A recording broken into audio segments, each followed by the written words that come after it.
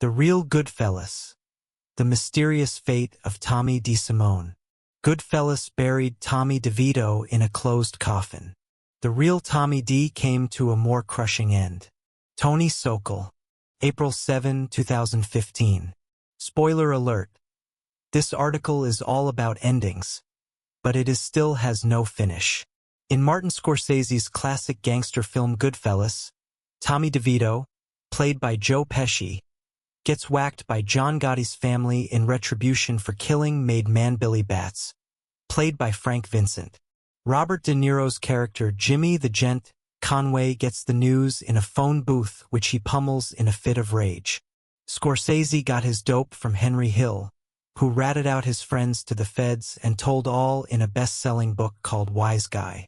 In the movie, Tommy has to be buried in a closed coffin because he was shot in the face. Tommy DeVito is based on Tommy DeSimone, aka Two Gun Tommy, or Tommy D. Most news reports, including one of mine, are based on Wise Guy and the press reports surrounding the $6 million Lufthansa heist at John F. Kennedy International Airport. The problem is, the Gotti crew had nothing to do with the death of DeSimone. Tommy wasn't buried in a closed coffin.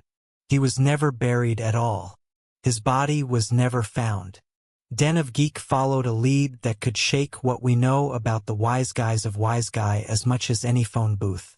While the cops and the press say one thing about the disappearance of Tommy DeSimone, the street says something different. The Lufthansa heist at John F. Kennedy International Airport on December 11, 1978 pulled in over $5 million in cash alone. It was the biggest cash robbery in United States history. It is the centerpiece in the movie Goodfellas and the subject of the 2011 film The Big Heist, which starred Donald Sutherland as Jimmy Burke and Rocco Sisto as Tommy DeSimone. Let's find out the real story, though. The real Tommy DeSimone. Thomas Anthony DeSimone was born in Boston and named after his grandfather, Rosario DeSimone, who was the boss of the mob in Los Angeles starting in 1922. Tommy's uncle, Frank DeSimone, was the Los Angeles crime family mob boss starting in 1956. Their retirement dates aren't listed on the social register. Thomas had two sisters, Dolores and Phyllis. Phyllis was reportedly Jimmy Burke's mistress from the time she turned 16. Tommy's two brothers, Robert DeSimone and Anthony DeSimone, were both associates of the Gambino crime family. Anthony was killed by mobster Thomas Agro, aka Tommy A, T.A., Tip, and Thomas Ambrosiano, for being a rat, a contributory factor in the legend of Tommy D. His other brother, Robert, was sent up the river for a lifetime float. Tommy was married to Angelica Cookie Spione. Tommy DeSimone always drove around in a brand new car and wore expensive clothes, and he and Angela lived in a two-room tenement slum, Hill told Nicholas Pileggi in Wise Guy. Angela's brother was Gangster Joe the Barber Spione, who was murdered for refusing to help kill DeSimone in the late 1970s. DeSimone joined Paul Vario's East New York crew in Brooklyn in 1965. He was 15 years old. DeSimone was 10 years younger than Henry Hill, even though Pesci looks older than Ray Liotta in the movie. Goodfellas also makes it look like Hill and DeSimone were kids together. The book tells it differently. Jimmy came by the cab stand one day with a skinny kid who was wearing a Wise Guy suit and a pencil mustache. It reads in Nicholas Pileggi's Wise Guy. It was Tommy DeSimone. He was one of those kids who looked younger than he was just because he was trying to look older. Jimmy had been a friend of Tommy's family for years, and he wanted me to watch out for Tommy and to teach him the cigarette business, help him make a few bucks. With Tommy helping me, pretty soon we're making $300, $400 a day. We sold hundreds of cartons at construction sites and garment factories. We sold them at the sanitation department garages and at the subway and bus depot. This was around 1965, and the city wasn't taking it very seriously. Henry Hill says Tommy committed his first murder when he was 17 in 1968. DeSimone killed a random stranger named Howard Goldstein as he walked down the street. According to Wise Guy, Henry Hill said to the budding sociopath, "That was cold-blooded Tommy." DeSimone explained, "Well, I'm a mean cat." DeSimone had a hair-trigger temper. One of his sisters claimed Tommy's teenage years revolved around boxing, lifting weights, smoking cigarettes, and beating a punching bag he kept in a spare room. He had a short fuse and an animalistic appetite. He would drink almost a gallon of whole milk a day. His only other childhood hobby was collecting different kinds of pocket knives he kept in an old cigar box under his bed. Tommy carried his gun in a brown paper bag on hijackings. He carried neighborhood talent through the ropes. I remember how proud Tommy DeSimone was when he brought Jimmy's kid, Frankie, on his first hit. Frankie must have been 16 or 17 when Tommy took him on the hit, and Tommy said the kid held up great. Jimmy walked around real proud. You'd have thought the kid had won a medal. It says in Wise Guy, on page 127 of the paperback edition.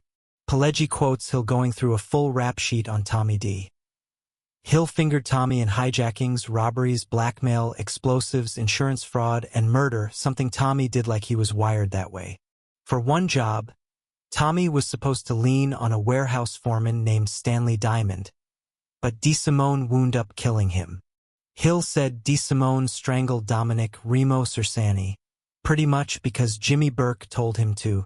Jimmy once killed his best friend, Remo, because he found out that Remo set up one of his cigarette loads for a pinch. Remo was dead within a week. He didn't have a clue what was coming to him. It says in Wise Guy, I remember the night. We were all playing cards at Robert's when Jimmy said to Remo, "Let's take a ride." He motioned to Tommy and another guy to come along. Remo got in the front seat and Tommy and Jimmy got in the rear. When they got to a quiet area, Tommy used a piano wire. Remo put up some fight. He kicked and swung and shit all over himself before he died. Remo is supposed to be buried next to the bocce court behind Robert's Lounge now. Henry Hill told Pileggi that he started to think Tommy might be crazy when DeSimone killed bartender Michael Spider Gianco for asking why he didn't go fuck himself. I don't know how many people Tommy killed. I don't think even Jimmy knew. Tommy was out of control. He'd begun carrying 2 guns. One night Tommy shot a kid named Spider in the foot because the kid didn't want to dance. It looked accidental and Vinny Acero, who was with the Banana crew, took Spider to a neighborhood doctor to get the kid fixed up. It says in Wise Guy, Crazy Tommy kept making the kid dance. Tommy said he was using the kid for target practice. One night we were playing cards in the cellar, Tommy, Jimmy, me, Anthony Stabil, Angelo Sepe, when the Spider walks in. It's 3 o'clock in the morning and we're all smashed out of our minds. All of a sudden Tommy wants him to dance. Do a dance, Tommy says. For some reason Spider tells Tommy to go fuck himself. Now we started getting on Tommy. Jimmy is joking and he says to Tommy, "You take that shit from this punk?" We're all egging Tommy on, joking with him. He's getting mad but he's still playing cards. Then before anyone has any idea what he's going to do, he puts 3 shots into Spider's chest. I didn't even know where he had the gun, except for a second we're all deaf. I can smell burn. Nobody says a word, but now I'm convinced Tommy is a total psychopath. It says in Wise Guy, unless Henry Hill made that story up. The murder of Billy Batts. DeSimone killed William Billy Batts Bentvina of the Gambino family in 1970. Bentvina, born William Paul Davino, was 49 years old. He got his button with the Gambino crime family in 1961 in Carmine Fatico's crew. He went to jail in 1964 after he got pinched doing a drug deal for Joseph, Joe the Crow Del Vecchio and Orest Ernie Boy, Abamont in Bridgeport, Connecticut. He did 6 years in the Federal Correctional Institution in Danbury. He got out on June 9, 1970. According to Wise Guy, Batts was with Johnny Gotti from near Fulton Street and he was hooked up with the Gambinos. The crew that Henry Hill, who gave the information to Pileggi, was at a party for Batts, who had just gotten out of prison after 6 years. We usually give a guy a party when he got out. Food, booze, hookers. It was a good time. Billy was a made guy. Batts made a snide remark about DeSimone's shining shoes. You couldn't kid around with Tommy. He was wired very tight. One of Tommy's brothers had ratted people out years ago, and he was always living that down. According to Wise Guy, paperback, page 130. Tommy was going nuts, but he couldn't do or say anything. Billy was a made man. If Tommy so much as took a slap at Billy, Tommy was dead. Word on the street is Batts didn't die on account of some insult over shiny shoes. It seems Burke muscled in on Billy Batts' loan shark business while he was in jail. Benvino went to Crazy Joe Gallo to get it back. Burke didn't want to give it over, even Hill said that, just not to Pileggi and Wise Guy. A couple of weeks later Billy was drinking in the suite, reads Wise Guy. I was praying he'd go home when Tommy walked in. It didn't take long. Tommy immediately sent his girlfriend home and gave me and Jimmy a look. Right away Jimmy started getting real cozy with Billy Batts. Keep him here, I'm going for a bag, Tommy whispered to Henry Hill, who relayed the story to Pileggi. He was going for a body bag, a plastic mattress cover, so Billy wouldn't bleed all over the place after he killed him. Tommy came back later. Henry Hill told Pileggi. Tommy took the .38 out of his pocket. Billy saw it in Tommy's hand. The second Billy saw what is happening, Jimmy tightened his arm around Billy's neck. Shine these fucking shoes. Tommy yells and smashes the gun right into the side of Billy's head. Billy's eyes opened wide. Tommy smashed him again. Jimmy kept his grip. The blood began to come out of Billy's head. It looked black. According to Wise Guy, the scene was witnessed, according to the book by Alex Corcioni, who was shooed out of the bar by Henry Hill. Tommy had done the worst possible thing he could have done, and we all knew it. Billy's body had to disappear, according to the book, but Billy wasn't dead. He woke up in the trunk of Henry's car on the Titanic on the way to his disappearance and had to be killed again. Henry and Tommy did it with a shovel and a tire iron, not with a knife from the kitchen of Tommy's mom, played so memorably by Scorsese's mother in Goodfellas. Benvina's body had to be dug up and reburied 3 months later, according to Pileggi's book, The Lufthansa Heist. Last year, Vincent Acero, the reputed mobster from the Bonanno family who took Spider to the doctor, was busted with 4 other gangsters in an early morning raid, bringing the 1978 Lufthansa heist at Kennedy International Airport back into the headlines. The cops said gangsters shaped up for crimes at the JFK airport with Acero. Acero was the first accused Lufthansa mobster to face charges in the heist. Tommy DeSimone helped plan and recruit for the Lufthansa heist. Henry Hill told Pileggi that the snappy dresser, who spent more on his clothes than his apartment, was the only member of the crew who was spotted because his shoes were so polished. The Lufthansa heist was a marvel of planning. The masked button men were on the button on the money and came in under the clock.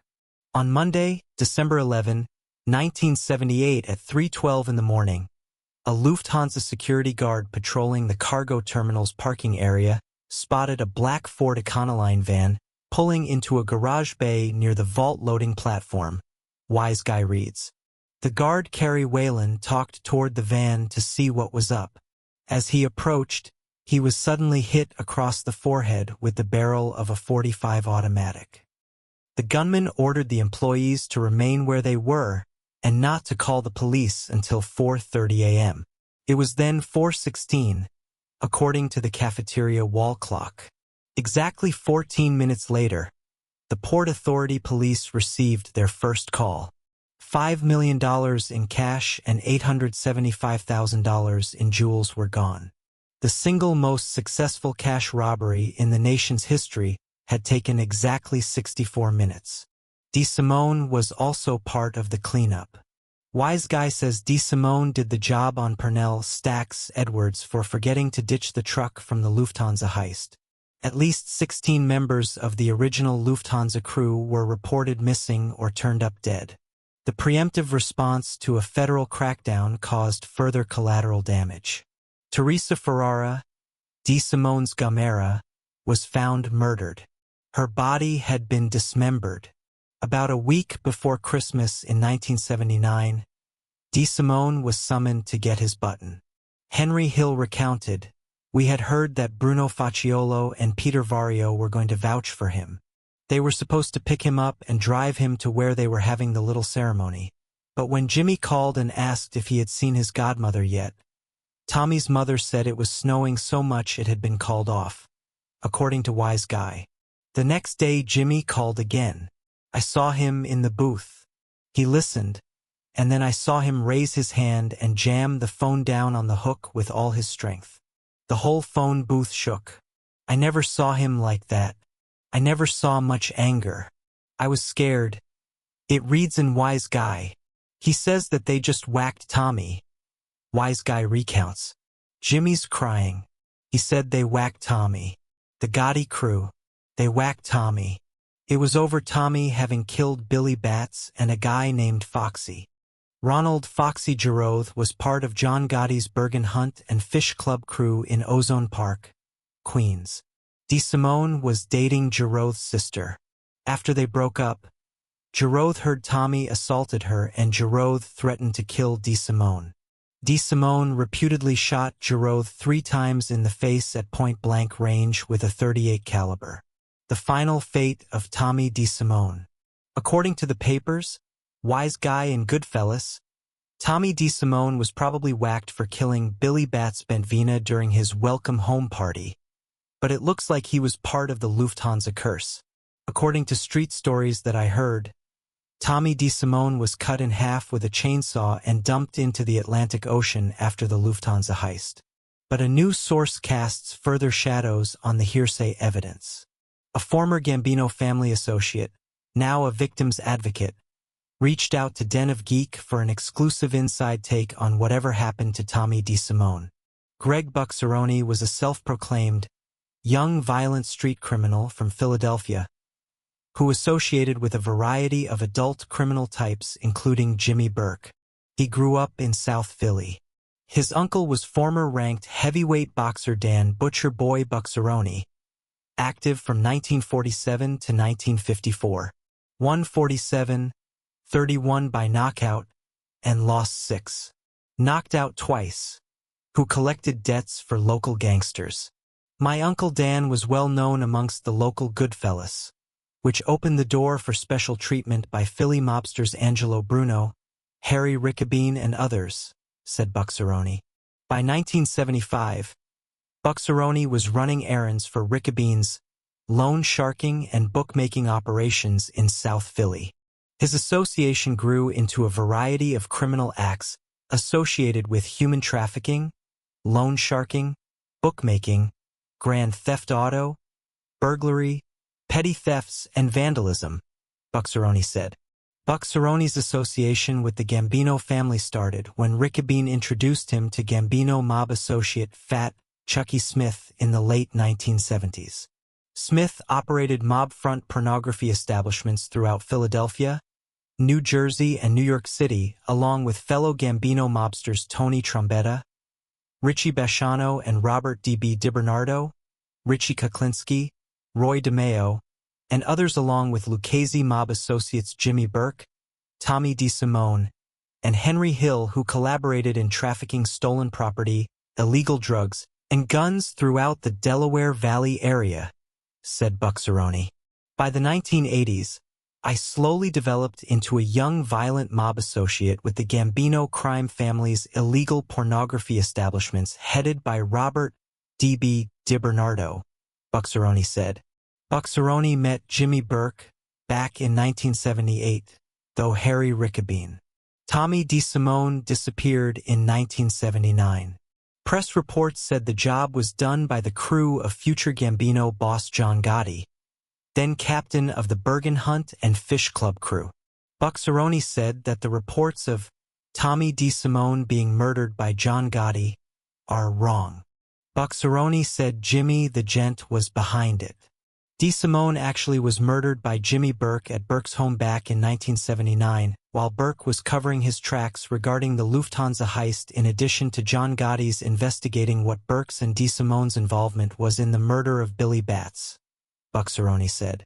They were made guys with the Gambinos and Tommy had killed them without an okay. According to Wise Guy, nobody knew Tommy had done it, but the Gambino people had somehow gotten the proof. They had a sit down with Paulie and they got Paulie's okay to kill Tommy. Even Jimmy couldn't avenge Tommy. It was a Sicilian thing. The book says Tommy was never seen again. The book also says, 3 pages later in the paperback edition on page 224, that a Lufthansa cargo worker ID'd DeSimone's mugshot and fingered him as the gunman in the JFK heist. The shiny city shoes. In the book Gangsters and Goodfellas, Henry Hill says John Gotti had DeSimone killed. The papers say mob informant Joseph Joe Dogs Iannuzzi fingered Thomas Agro for the job. Agro is reportedly the guy who did the job on Tommy's brother. Greg Bucceroni would have you believe that DeSimone disappeared because Jimmy Burke was cleaning house. If he did get a call at a booth about a murder he ordered, he must have been as good an actor as De Niro for the show he put on for Henry Hill. Our source says Hill exaggerated some details. He said Two-Gun Tommy was killed in Burke's home. Bucceroni doesn't say how DeSimone was killed, but he doesn't think Tommy had a less than dignified burial at sea. Burke requested Richard Kuklinski associate Richie Bildstein to take DeSimone's dead body to a Philadelphia scrap metal yard to be disposed of in a pile of scrap metal that was soon afterwards sent to U.S. Steel Co. in Pennsylvania to be melted down as scrap metal. Tommy DeSimone's body has never been found, Bucceroni said. According to the website Find a Grave, you can't find DeSimone's grave. The young gangster was given a non-cemetery burial.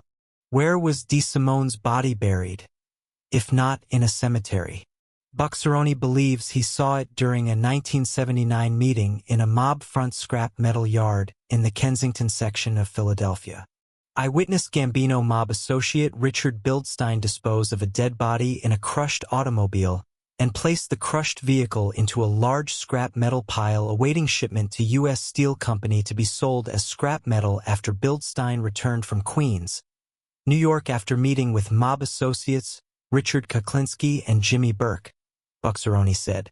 Although I never saw the face of the dead body, Bildstein alleged that it was DeSimone after Burke requested Bildstein to dispose of DeSimone's body due to DeSimone's often drunkard drug-induced bragging after the Lufthansa airport heist. Bucceroni explained. The movie and the book both tell about the lengths Burke went to cover any tracks that might lead to him. The movie shows bodies strewn throughout the greater New York area, frozen in meat refrigerators, in the backs of trucks, on the West Side Highway as Jimmy Conway stays one step ahead of the feds. The NYPD were actively investigating Burke's possible involvement in the airport theft, in addition to the unrelated John Gotti inquiry into the unsanctioned murder of Gotti crew soldier William Billy Batts Bentvena back in 1970. Bucceroni explained. I remember Bildstein saying bye-bye Tommy as he dumped the crushed car into a pile of scrap metal due to be shipped out the following day. The Kensington-based scrap metal yards often served as a disposal location for criminal types that wanted a murdered body to disappear, Bucceroni said. Bucceroni is no stranger to headline attachment himself. He appeared on the Dr. Phil show, made headlines in the New York Daily News, a Washington Post blog, the Huffington Post, and the Daily Mail when he came forward as a former child prostitute who was part of a ring that serviced former Penn State assistant coach Jerry Sandusky and the late Philadelphia businessman Uncle Eddie Savitz, who died in 1993 while awaiting trial. Yes, I was a general practitioner of crime including child prostitution, said Bucceroni. Back in the 1970s, street hustling was just another criminal avenue in making a lot of money on the streets. It was well known back in the 1970s that Sandusky, Ed Savitz, and other philanthropists would meet up in Philadelphia during Eagles or Army-Navy football games and philanthropy charitable events, then afterwards participate in what was known as kid swapping, in sexually exploiting adolescent boys at local Philadelphia area hotels. This is where the Sandusky connection comes in, Bucceroni said. The Daily News branded Bucceroni's Sandusky interview a bull session. To put it in movie terms, Bucceroni was suspect because he suffered from a kind of Forrest Gump syndrome, putting himself in historical context long after the fact. When confronted with the reports, Bucceroni responded like the former street kid he claims to be. He came out fighting. Philly Daily News reporter William Bender did exactly the story his employer Daily News owner Louis Katz told him to do in discrediting my allegations after I reported to the U.S. Attorney General's, FBI, and U.S. Postal Inspectors regarding certain Philadelphia politicians and businessmen who sexually solicited me and other kids from Philly back in the 1970s when I was a young adolescent street hustler, said Bucceroni. Talking about the mob stuff is nothing, but talking about a few powerful Philadelphia politicians that had a sexual taste for adolescent boys back in the 1970s when these politicians were climbing the political ladder is a total different monster with far more serious consequences, Bucceroni said. Ralph Cipriano interviewed Bucceroni for his book about Philly mobster John Vesey. The hitman Cipriano cut Bucceroni from the book because he found him spectacularly unreliable and determined his facts did not seem to be reality-based. According to Philly.com, Ralph Cipriano was doing a story on my former childhood street hustling friend, mob hitman John Vesey, at the time and was going to include me in a mob book based on Vesey's life story, Bucceroni explained. Things quickly fell apart when I mentioned to the feds how former mob hitman John Vesey, now in the Witness Protection Program, used to street hustle with me and other Philly kids back in the 1970s. Vesey became aware of my allegations and threatened Cipriano that he was going to pull out of the mob book story if Cipriano mentions me or my allegations regarding Vesey's childhood past as a victim of child sex trafficking, Bucceroni said. Me and Vesey had a big falling out in 2011 when I went public regarding the whole child sex scandal based out of Philadelphia. Vesey threatened to kill me and I threatened to kill him. In the end, the feds stepped in and put a stop to the feud. My past is my past. There's not much I can do about that, Bucceroni said. It's what I do today that defines me. I felt you deserved to know a few things about a few people that are not commonly known. All I can say is that was unfortunately part of my life that developed into my adult life as a mob associate. Bucceroni said when he was a kid and met Henry Hill, that the older mobster was a degenerate junkie, and that he exaggerated his role in the mob to beef up Pileggi's book. Bucceroni puts himself in the middle of a few stories that have made headlines or celluloid fare. The Richard Kuklinski that Bucceroni talks about is the suburban hitman that Michael Shannon played in The Iceman. Both Hill and Bucceroni talk to the feds. The volcano, which is what law enforcement calls the society that surrounds organized crime, is small. It is much smaller than the press or entertainment presents. If Bucceroni did come up through child prostitution on his way to a short-lived criminal career, it is entirely possible that he would have traversed the worlds he talks about. If not, he feeds into the legends of the streets. Goodfellas is all about street mythology. Things become true if they're repeated enough, and word on the street is that nobody knows nothing. Everyone knows something, most of them just keep their mouths shut. A few years ago, I wrote a piece that talked about a killing that a member of their thing, who died 7 years before the Tommy D disappearance, did 20 years before that. The incident was common knowledge on the streets, the thing of local legends. I showed it to a friend of friends of friends and was given word that it would classify me as a rat. The story never went forward. I met a former member who admitted that years after leaving the organization, as an old man now, he was still dreading the knock at the door that might end with a .22 behind his ears. Bucceroni said he's not afraid of any repercussions because the players are deceased and nobody cares anymore about what he had to say. How is it I can walk around South Philadelphia mob neighborhoods and attend Philly mob trials sitting next to Philly mobsters in the courtroom audience if I'm a fake mobster? Bucceroni asked. We both know that I would have been taken out a long time ago if that was true. Today I talk about mobsters of past not involving any current Philly mobsters. I'm no threat to the Philly mob, for which many know of my troubling past and associations. But hey, the past is the past. They're not worried, nor am I. His life is defined by his role as a youth and victims advocate now, and the past was largely buried. Jimmy Burke's former home on 8148 102 Road in South Ozone Park, Queens, was excavated for bodies in June 2013. According to DNAinfo New York, the FBI found what they thought was human remains. Reported forensics results were unclear. Jimmy, the Gent Burke, died in federal prison in 1996, while serving a 20-year prison term for murdering a drug dealer. The truth is buried with him. Everyone in New York has a little Zelig in them, growing up so close to everything that's going on 2 blocks from national headlines. This is all speculation because corroboration is synonymous with contradiction. It is a secret society, or was until ratting became a racket. Tommy DeSimone's body is still at large.